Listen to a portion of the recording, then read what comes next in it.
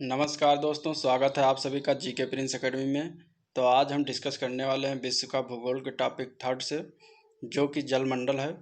इस चैप्टर से जितने भी क्वेश्चन प्रीवियस ईयर में पूछे गए हैं उनका आज डिस्कस करेंगे। तो वीडियो शुरू करने से पहले चैनल को सब्सक्राइब करें तथा वीडियो को लाइक करें और ज़्यादा से ज़्यादा शेयर करें ताकि लोगों को बेनिफिट मिल सके। तो चलिए स्टार्ट करते हैं आज का सेशन।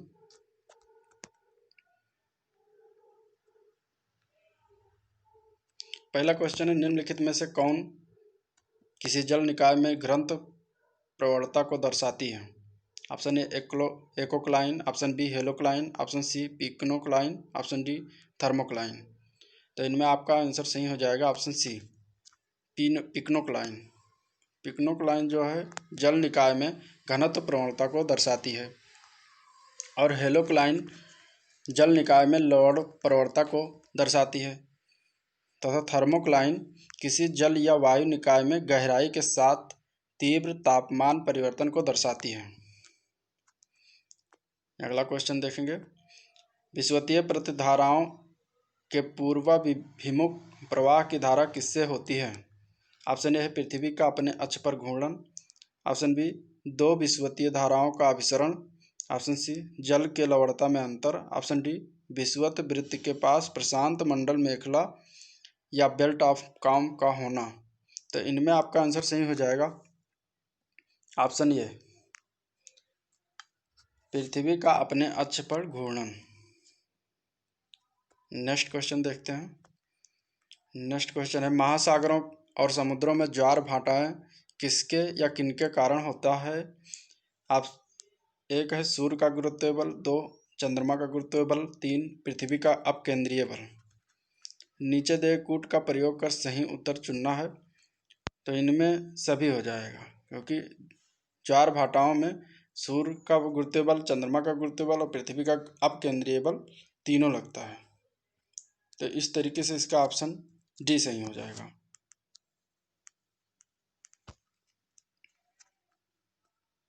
नेक्स्ट क्वेश्चन है, निम्नलिखित में कौन सा जल लवणता प्रवणता को दर्शाता है? तो इनमें आपका आंसर सही हो जाएगा option A thermocline, option B halocline, option C pycnocline, option D chemocline. तो इनमें आपका आंसर सही हो जाएगा बी हेलोक्लाइन। हेलोक्लाइन जल लवणता प्रवणता को दर्शाता है। अगला क्वेश्चन देखते हैं, समीक्षा अधिकारी में पूछा गया है, सारगासो समुद्र की विशेषता है? ऑप्शन ए अति ठंडा पानी, ऑप्शन बी अति गर्म पानी, ऑप्शन सी अत्यधिक लवणीय पानी, ऑप्शन डी विशिष्ट समुद्री वनस्पति। तो सारगासो समुद्र की क्या विशेषता है? तो इसका विशेषता होता है विशिष्ट समुद्री वनस्पति, जो कि विशेषता है।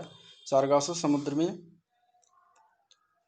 वनस्पति जो पाई जाती है उसका नाम है सारगैसम, जो कि जड़ विहीन होती है और यह अटलांटिक महासागर की सर्वाधिक लवणता इसी सारगासो समुद्र में पाई जाती है।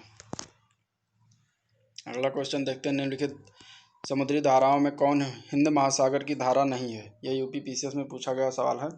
ऑप्शन ए अगुलहास धारा, ऑप्शन बी मोजाम्बिक धारा, ऑप्शन सी दक्षिण हिंद महासागरीय धारा, ऑप्शन डी बेंगुएला का धारा। तो इनमें आपका आंसर सही हो जाएगा बेंगुएला। बेंगुएला की धारा हिंद महासागर की धारा नहीं है, जब बल्कि बेंगुएला की धारा एक ठंडी धारा है जो कि दक्षिणी अटलांटिक महासागर में होती है। नेक्स्ट क्वेश्चन है, टर्की किनके मध्य स्थित है? काला सागर और कैस्पियन सागर के बीच, या ऑप्शन बी काला सागर और भूमध्य सागर के बीच, ऑप्शन सी सुएज की खाड़ी और भूमध्य सागर, ऑप्शन डी अंगहाबा की खाड़ी और मृत सागर। तो इनमें आपका आंसर सही हो जाएगा काला सागर और भूमध्य सागर। टर्की जो देश है जो काला सागर और भूमध्य सागर के बीच में स्थित है। यह आईएएस में पूछा गया था सवाल। नेक्स्ट क्वेश्चन है, सूची 1 को सूची 2 से मिलान करना है। झारखंड पीसीएस में आया हुआ क्वेश्चन है। सूची 1 में गल्फ स्ट्रीम है, पश्चिमी वायु प्रवाह से पेरू धारा, पश्चिमी ऑस्ट्रेलियाई धारा, प्रशांत महासागर, पश्चिमी वायु के क्षेत्र के ऊपर पूरब की ओर चलने वाली धीमी धारा, या तीसरा हिंद महासागर, या चौथा गर्म धारा। इनमें मिलान करना है। तो गल्फ स्ट्रीम धारा का क्या है? तो गल्फ स्ट्रीम धारा गर्म धारा होती है और पश्चिमी वायु प्रवाह से पश्चिमी वायु के क्षेत्र के ऊपर पूरब की ओर चलने वाली धीमी धारा होती है। पेरू धारा कहाँ होती है? तो पेरू धारा प्रशांत महासागर में पाई जाती है। और पश्चिमी ऑस्ट्रेलियाई धारा हिंद महासागर में पाई जाती है। तो इस तरीके से आपका आंसर सही हो जाएगा ए।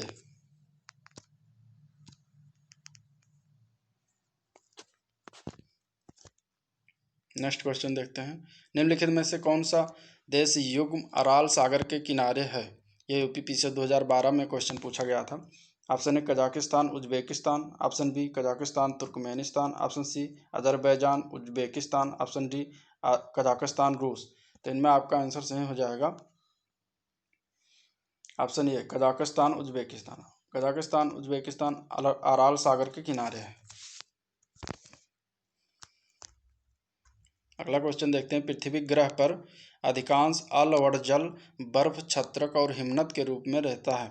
शेष अलवड़ जल का सबसे अधिक भाग ऑप्शन ए वायुमंडल में आर्द्रता और बादलों के रूप में पाया जाता है, या ऑप्शन बी अलवड़ जल झीलों और नदियों में पाया जाता है, या ऑप्शन सी भूमिगत जल के रूप में है, या ऑप्शन डी मृदा आर्द्रता के रूप में है।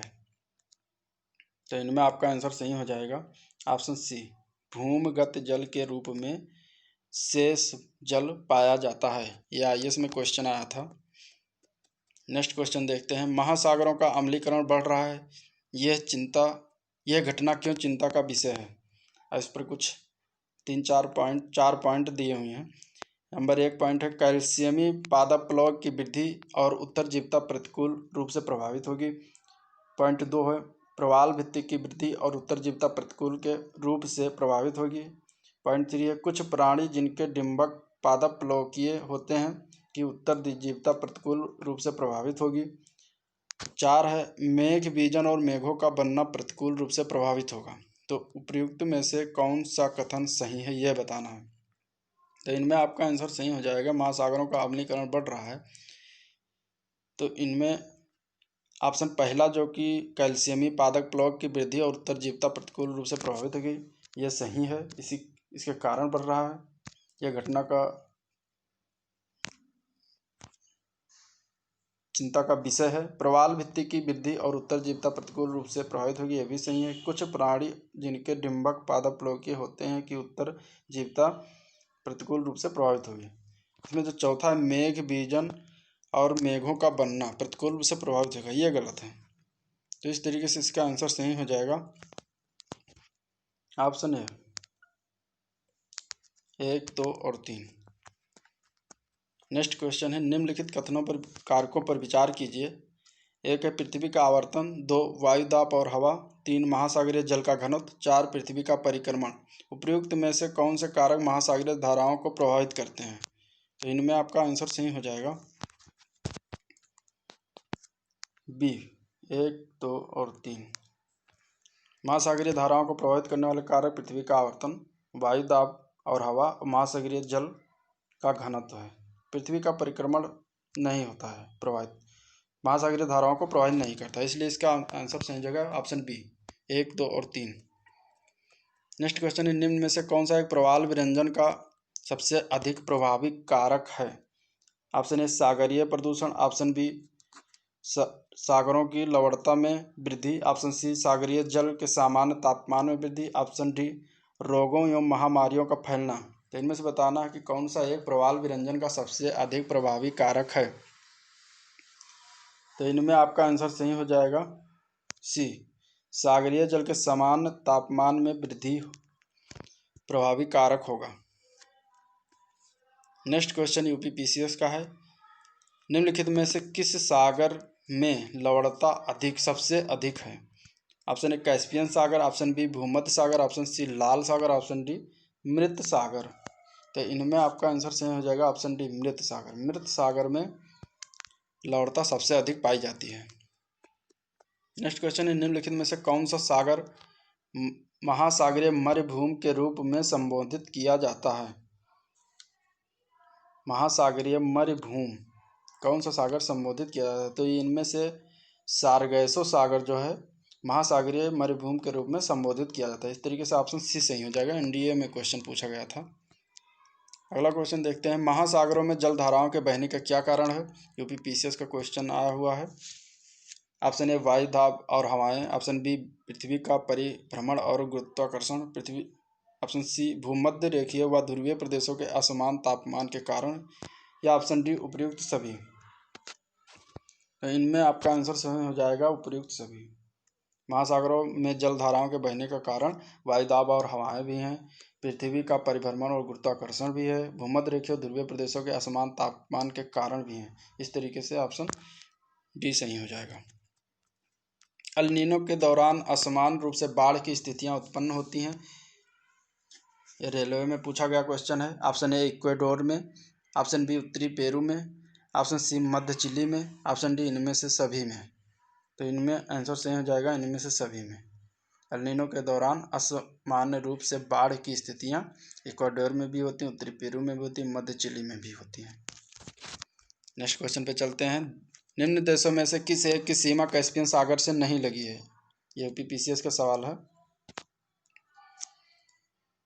तो ऑप्शन ए है Armenia, option B Azerbaijan, option C Kazakhstan, option D Turkmenistan. तो कैस्पियन सागर से कौन से देश की सीमा नहीं लगी है? तो इनमें ऑप्शन ए जो आर्मेनिया देश है इसकी सीमा नहीं लगी है। इसकी सीमा अजरबैजान से मिलती है और अजरबैजान कैस्पियन सागर से लगा हुआ है की सीमा लगती है। तो इस तरीके से इसका ऑप्शन ए सही हो जाएगा। नेक्स्ट क्वेश्चन है, टेलीग्राफिक पठार निम्न में से कहाँ स्थित है? उत्तरी प्रशांत महासागर, ऑप्शन बी दक्षिणी प्रशांत महासागर, ऑप्शन सी उत्तरी अटलांटिक महासागर, ऑप्शन डी दक्षिणी हिंद महासागर। तो इनमें आपका आंसर सही हो जाएगा ऑप्शन सी उत्तरी प्रशांत महासागर, सॉरी उत्तरी अटलांटिक महासागर। टेलीग्राफिक पठार उत्तरी अटलांटिक महासागर में स्थित है। ये बिहार पीसीएस में पूछा गया था। नेक्स्ट क्वेश्चन है, निम्न में से कौन सी जलधारा अटलांटिक महासागर में नहीं प्रवाहित होती है? ऑप्शन ए रेनेल धारा, ऑप्शन बी सुसीमा धारा, ऑप्शन सी इरिमंजर धारा, ऑप्शन डी बेंगुला का धारा। तो इनमें आपका आंसर सही हो जाएगा ऑप्शन बी सुसीमा की धारा। सुसीमा का धारा अटलांटिक महासागर में नहीं प्रवाहित होते। यह 30 डिग्री उत्तरी अक्षांश के पास क्यूरोसियो से एक शाखा अलग होकर जापान सागर में चली जाती है, जो पश्चिम जापान तट से होकर प्रभावित होती है। इसे सुषमा की धारा कहते हैं। तो इस तरीके से ऑप्शन बी सही हो जाएगा। बाकी सब अटलांटिक महासागर में धाराएं प्रभावित होती हैं। नेक्स्ट क्वेश्चन है कि पूर्णिमा को चंद्रमा उगता हुआ दिखाई देता है। एनडीए का क्वेश्चन है। ऑप्शन ए पूर्व में, ऑप्शन बी पश्चिम में, ऑप्शन सी उत्तर में, ऑप्शन डी दक्षिण में। तो पूर्णिमा को चंद्रमा किस दिशा में उगता हुआ दिखाई देता है, ये क्वेश्चन है। तो ये हो जाएगा कि पूर्णिमा को चंद्रमा पूर्व दिशा में उगता हुआ दिखाई देता है। इस तरीके से ऑप्शन ए सही हो जाएगा। सागरीय जल में सर्वाधिक मात्रा पाई जाती है, लोअर का क्वेश्चन है। सागरीय जल में किसकी मात्रा सर्वाधिक होती है यह बताना, कैल्शियम क्लोराइड की या सोडियम क्लोराइड की या कैल्शियम कार्बोनेट की या पोटेशियम सल्फेट की। तो इनमें आपका आंसर सही हो जाएगा सोडियम क्लोराइड की। सोडियम क्लोराइड की मात्रा अधिक होती है, इसीलिए सागरीय जल का स्वाद खारा होता है। नेक्स्ट क्वेश्चन देखते हैं, निम्नलिखित में से किसको वेनिसिंग ओशन छिपता हुआ महासागर कहा जाता है? सीडीएस का क्वेश्चन है। ऑप्शन ए अटलांटिक महासागर, ऑप्शन बी आर्कटिक महासागर, ऑप्शन सी प्रशांत महासागर, ऑप्शन डी हिंद महासागर। तो इनमें आपका आंसर सही हो जाएगा आर्कटिक महासागर। आर्कटिक महासागर को वेनिसिंग ओशन या फिर छिपता हुआ महासागर कहते हैं। नेक्स्ट क्वेश्चन देखते हैं, ये एमपीपीसीएस में पूछा गया है क्वेश्चन है। लेब्राडोर की ठंडी धारा गल्फ स्ट्रीम से मिलती है, ये बताना है कि कहाँ मिलती है। 30 डिग्री उत्तरी अक्षांशों के निकट, या फिर 40 डिग्री उत्तरी अक्षांशों के निकट, या फिर 50 डिग्री उत्तरी अक्षांशों के निकट, या फिर 60 डिग्री उत्तरी अक्षांशों के निकट। तो इसका आंसर हो जाएगा 40 डिग्री उत्तरी अक्षांशों के निकट। गल्फ स्ट्रीम से लेब्राडोर की ठंडी धारा 40 डिग्री उत्तरी अक्षांशों के निकट मिलती है। नेक्स्ट क्वेश्चन 80 में पूछा गया है, आइसलैंड व स्कॉटलैंड के बीच स्थित है वीविल टॉम्सन कटक, चैलेंजर उभार, वाल्विस कटक, अजोर उभार। तो आइसलैंड व स्कॉटलैंड के बीच क्या स्थित है? तो इसका ऑप्शन सही हो जाएगा weevil Thompson Cuttack. Weevil Thompson Cuttack जो है कि जिसे तट भी कहते हैं, ये स्थित है। इस तरीके से ऑप्शन ए सही हो जाएगा। नेक्स्ट क्वेश्चन देखते हैं, निम्न में से कौन सा महासागर उत्तरी अमेरिका को स्पर्श नहीं करता है? बिहार पीसीएस में पूछा गया क्वेश्चन है। तो इसका आंसर हो जाएगा हिंद महासागर उत्तरी अमेरिका को स्पर्श नहीं करता, क्योंकि हिंद महासागर यहाँ भारत के दक्षिण दिशा में फैला हुआ है, जबकि उत्तरी अमेरिका भारत के पश्चिमी दिशा में अफ्रीका के भी पश्चिम दिशा में है। तो दूर दूर तक कोई संबंध नहीं है उत्तरी अमेरिका और हिंद महासागर का। नेक्स्ट क्वेश्चन देखते हैं, निम्न में से कौन सा महाद्वीपीय सागर का उदाहरण प्रस्तुत नहीं करता है? यूपी पीसीएस में क्वेश्चन पूछा गया है कि निम्न में से कौन सा महाद्वीपीय सागर का उदाहरण प्रस्तुत नहीं करता? ऑप्शन ए बाल्टिक सागर, ऑप्शन बी अरब सागर, ऑप्शन सी उत्तरी सागर, ऑप्शन डी पीत सागर। तो निम्न में से कौन महाद्वीपीय सागर का उदाहरण नहीं प्रस्तुत करता है? तो उत्तरी सागर जो है महाद्वीपीय सागर का उदाहरण प्रस्तुत नहीं करता है। तो ऑप्शन सी सही हो जाएगा इसमें। नेक्स्ट क्वेश्चन है, निम्नलिखित में से कौन सी 3 गर्म धाराएं हैं? ये भी यूपी पीसीएस मेंस में आया हुआ सवाल है। तो गर्म धाराएं इनमें बताना है, तो गल्फ स्ट्रीम की धारा गर्म होती है, मोजाम्बिक की धारा गर्म है, ब्राज़ील की धारा गर्म होती है। इस तरीके से इसका ऑप्शन डी सही हो जाएगा। ये तीनों की धाराएं गर्म होती हैं, गर्म धाराएं कहलाती हैं। नेक्स्ट क्वेश्चन है, विश्व में सबसे अधिक लवणीय सागर या झील है? राजस्थान में पूछा गया है क्वेश्चन। कैस्पियन सागर, ग्रेट साल्ट लेक झील, या मृत सागर, या फिर लेक झील वान। तो इनमें आपका आंसर सही हो जाएगा ऑप्शन डी लेक झील। जो लेक वान झील है इसका ये सबसे अधिक लवणीय झील है। निम्नलिखित में से कौन सी ठंडी धारा नहीं है? ये बताना कि ठंडी धारा नहीं। पीसीएस मेंस में 2005 में आया हुआ क्वेश्चन है ये। ऑप्शन ए है ब्राज़ील धारा, ऑप्शन बी बेंगुला की धारा, ऑप्शन सी पेरू की धारा, ऑप्शन डी लेब्राडोर की धारा। तो इनमें आपका आंसर सही हो जाएगा ऑप्शन ए ब्राज़ील की धारा। ब्राज़ील की धारा ठंडी धारा नहीं है, बल्कि ये गर्म धारा है, बाकी सब ठंडी धाराएं हैं। नेक्स्ट बल्कि लास्ट क्वेश्चन है, निम्नलिखित द्वीपों में कौन दक्षिणी हिंद महासागर में स्थित है? ये भी पीसीएस मेंस में क्वेश्चन पूछा गया है कि दक्षिणी हिंद महासागर में कौन सा द्वीप स्थित है? Option A Chagos, option B Mauritius, option C Maldives, option D Seychelles. तो इनमें आपका आंसर हो जाएगा ऑप्शन डी सेकलीज। सेकलीज जिसे सेशल्स भी कहते हैं, ये द्वीप दक्षिणी हिंद महासागर में स्थित है। तो इस तरीके से ये सेशन आज का समाप्त हुआ, और अगर अच्छा लगा हो तो लाइक करें, चैनल को सब्सक्राइब करें और ज़्यादा से ज़्यादा लोगों में शेयर करें। अगला सेशन हम जल्द ही लेकर आएंगे, तब तक के लिए नमस्कार।